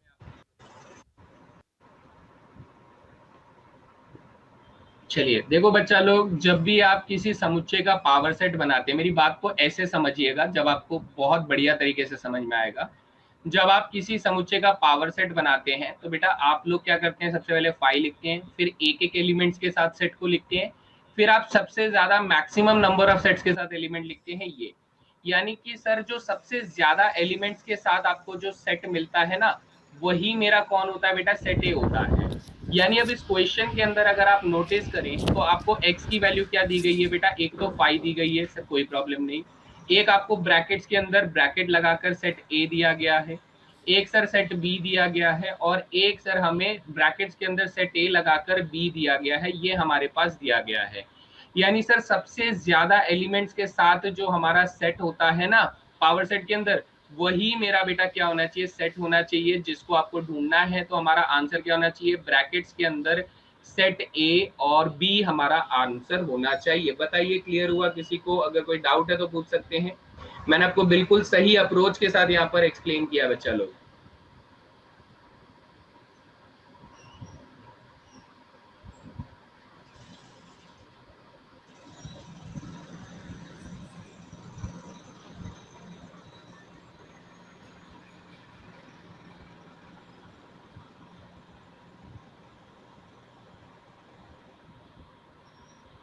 ठीक है, बहुत ज्यादा सोचना नहीं था इस क्वेश्चन में, सही अप्रोच लगाने की जरूरत थी कि which set should be the recognised set for this power set, है ना? बस इससे ज्यादा नहीं करने का था। तो बेटा अब हम लोग लेकर आते हैं कुछ हैंड पिक क्वेश्चंस, ठीक है, जहां पर मैं आप लोगों से सवाल पूछूंगा एनडीए के लेवल पे जाकर। तो एनडीए किस तरीके के क्वेश्चंस यहाँ पर आप लोगों से पूछता है, ये तो हमने वो पढ़ा बेटा जो हम लोगों ने पूरी क्लास में सीखा। अब एनडीए आप लोगों से सीधे सीधे सवाल पूछता है बेटा, ऐसे सवाल पूछेगा तो आप लोग क्या आंसर करेंगे, फटाफट बताइए इसका सही जवाब क्या रहेगा। 30 सेकंड्स का टाइम आप लोगों को दिया जाता है। सीधा हिसाब हम लोगों ने क्या बताया कि सर अगर Na बराबर 10 है तो आपको पावर सेट की गणनीयता बतानी है, यानी n ऑफ ये बताना है। तो इसकी वैल्यू हम लोगों ने बोली थी 2 की पावर n, यानी 2 की पावर 10 हो जाएगा। So right answer is option number 2। खत्म सवाल, है ना? चलिए अगला सवाल देखते हैं सर। इस क्वेश्चन का आंसर करेगी जनता फटाफट से। इसके लिए मैं आप लोगों को 45 सेकंड दे रहा हूं, क्योंकि ठीक है 45 सेकंड्स में इस क्वेश्चन को किया जा सकता है। जिसको ये समय कम लग रहा हो बेटा, वो प्रैक्टिस पे ध्यान दे, ना कि ये बोले कि हाँ सर समय कम देते हैं आप। बेटा प्रैक्टिस आपकी कम है, इसी वजह से आप इन क्वेश्चंस को समय पर सॉल्व नहीं कर पा रहे हैं, ठीक है? चलिए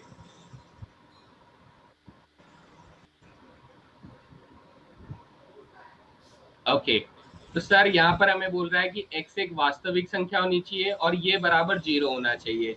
तो x square minus 12x plus 35 बराबर अगर 0 होगा तो बेटा फैक्टराइजेशन मुझे चीख चीख कर ये बोलता है कि x माइनस 5 और x माइनस 7 बराबर 0 होगा। तो सर एक बार x की वैल्यू 5 हो जाएगी, एक बार x की वैल्यू 7 हो जाएगी, और आप कहेंगे कि सर ये भी एक वास्तविक संख्या है और ये भी एक वास्तविक संख्या है। यानी कि सर ए सेट के अंदर 5 और 7 दोनों आने चाहिए, कोई भी नहीं छूटना चाहिए। तो राइट आंसर ऑप्शन नंबर 1 हो जाएगा। क्लियर है गाइस? ठीक है, अगला सवाल। इसका सेट बिल्डर फॉर्म बताने का है बेटा, फटाफट बताएंगे इसका सही जवाब। 30 सेकंड इनफ रहेगा, इससे ज्यादा इस क्वेश्चन को नहीं लगना चाहिए।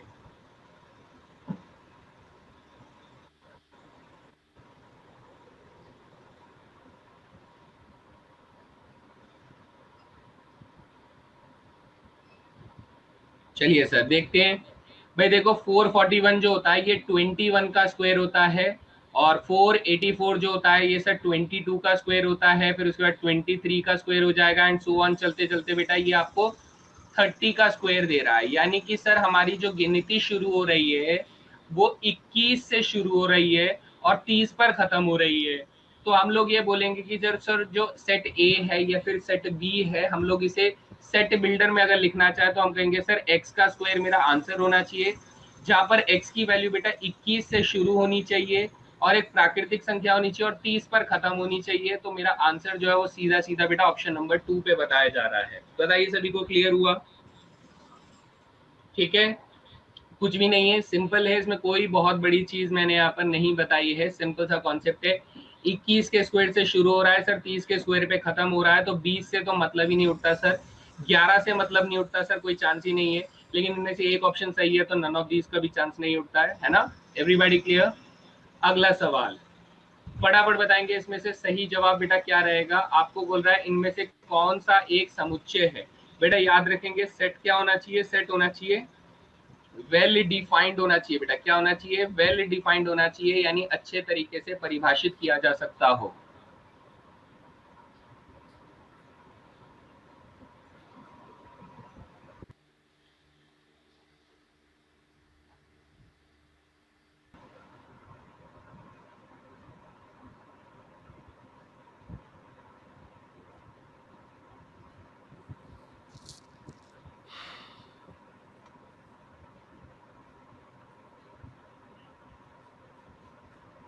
चलिए बहुत बढ़िया, बहुत सारी जनता ने बिल्कुल सही जवाब दिया है। अब अगर मैं इसमें ये कहूं कि बेटा collection of famous leaders answer नहीं है, क्यों? क्योंकि बेटा जो लीडर आपको मालूम है वो लीडर अगर मुझे नहीं मालूम है तो मेरे लिए आपका डेफिनेशन और मेरा डेफिनेशन अलग अलग हो जाएगा, है ना? सोचो बेटा एक अमेरिका के स्टूडेंट को नहीं पता होगा कि इंडिया के लीडर को फेमस लीडर कौन है, एक चाइना के बच्चे को नहीं पता होगा कि हाँ यूएसए के फेमस लीडर कौन है। तो बेटा डेफिनेशन बदल रही है, हर बच्चे के हिसाब से डेफिनेशन बदल रही है, तो इसलिए ये आंसर नहीं हो सकता। फेमस क्रिकेटर बेटा जिसको क्रिकेट खेलना पसंद नहीं है तो वो फेमस क्रिकेटर के बारे में नहीं जानेगा, तो वो ऐसे सेट्स के अंदर सिर्फ सचिन तेंदुलकर नाम लिख देगा या फिर एम एस धोनी लिख देगा। तो डेफिनेशन बदल गई बेटा, जब डेफिनेशन बदल गई तो ये हमारा आंसर नहीं हो सकता। ब्यूटीफुल प्लेसेस बेटा ऐसा है कि मुझे मान लो मुझे पहाड़ पसंद है तो आपको शायद से पहाड़ पसंद ना हो, तो बेटा ब्यूटीफुल प्लेसेस का वेल डेफिनेशन नहीं बन रहा है।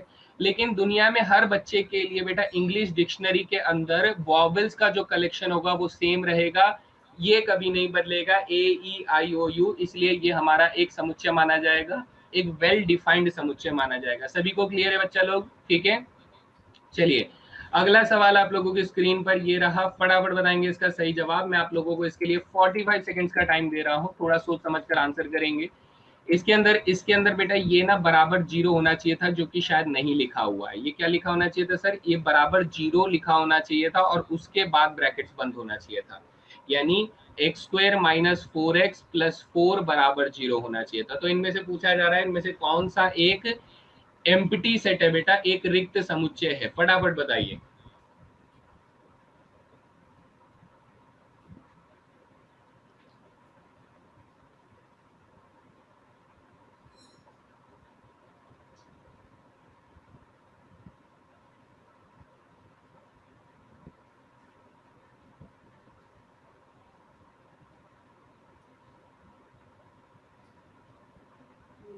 चलिए सॉल्व करते हैं सर इस क्वेश्चन को।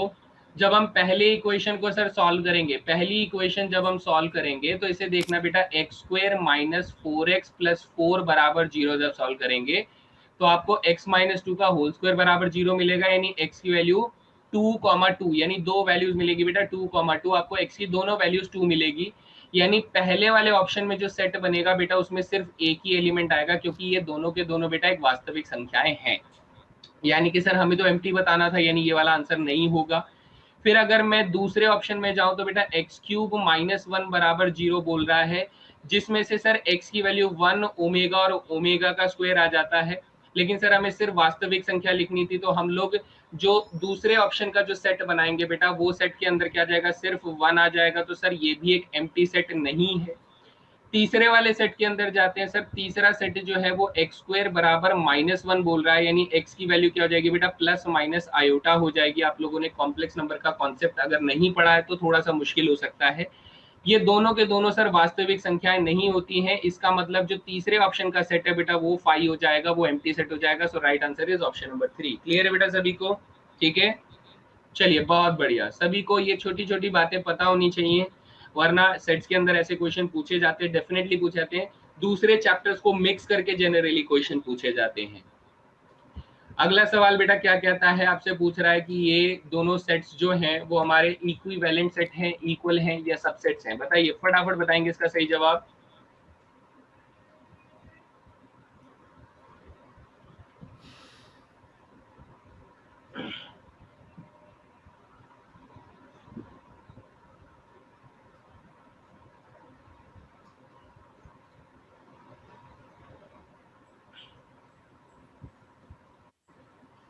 सॉल्व किया था हमने, बी सेट को भी सॉल्व किया था। तो ए सेट के अंदर केवल सर एक ही एलिमेंट आया था जिसमें 2 लिखा था, और बी सेट के अंदर एक ही सेट एलिमेंट आया था एक्स क्यूब बराबर 1, और रियल नंबर आपको बताया गया था, तो सर इसके अंदर 1 आएगा। सर इक्वल तो ये कहीं से भी नहीं दिख रहे, सबसेट का भी कोई मतलब नहीं उठता, लेकिन ये इक्विवेलेंट दिख रहे हैं, यानी समतुल्य समुच्चय यहाँ पर दिख रहे हैं। क्लियर है बेटा सभी को?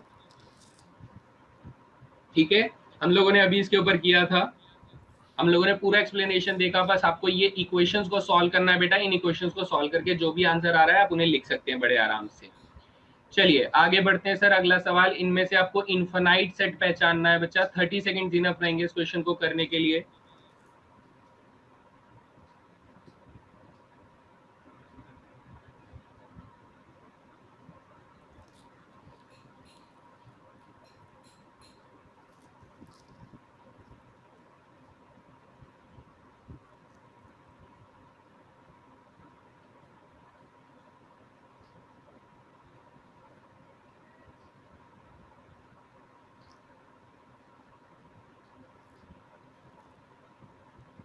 चलिए बहुत बढ़िया।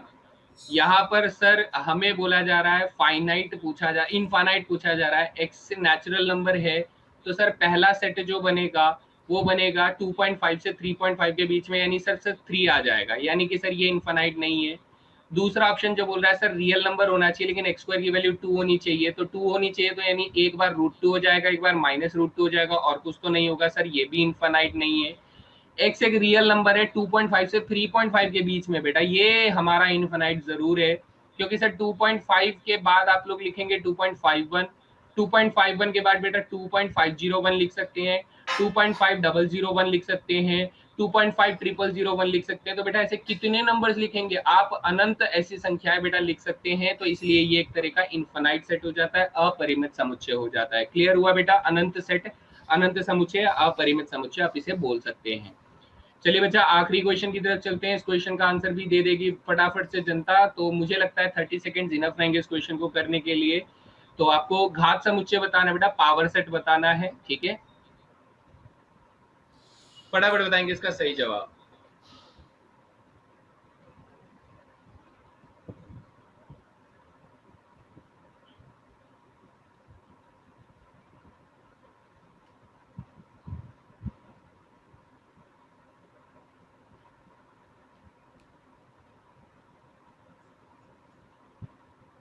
चलिए समय हो जाने वाला है समाप्त, और फटाफट इस क्वेश्चन का आंसर देना है। बहुत सारे बच्चों ने सही जवाब दे दिया है। भाई देखो, आपको ये तो मिलना ही चाहिए था,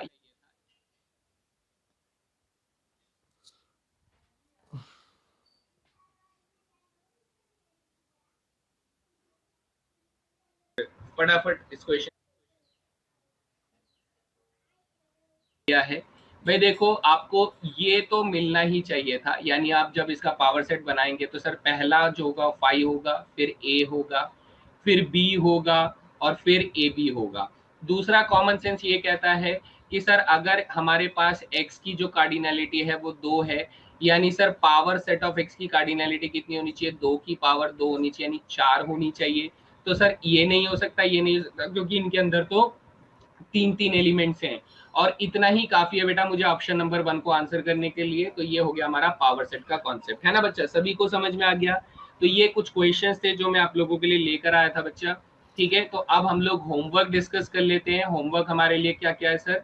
होमवर्क हमारे पास ये कह रहा है कि दो हमारे पास फाइनाइट सेट है बेटा, दो हमारे पास परिमित समुच्चय जिनके अंदर एक में m एलिमेंट्स है, दूसरे में n है। दोनों के टोटल नंबर ऑफ सबसेट्स जो फर्स्ट सेट की है वो 56 ज्यादा है, 56 ज्यादा है बेटा दूसरे समुच्चयों के उप समुच्चयों से। तो बताइए m और n की क्या वैल्यू होनी चाहिए? इस क्वेश्चन का आंसर आप लोग कर सकते हैं। So this is your homework बेटा, ठीक है, दिस इज योर होमवर्क। यहाँ पर लीडर बोर्ड भी मैं पब्लिश कर देता हूँ। टोटल क्वेश्चंस मैंने आप लोगों को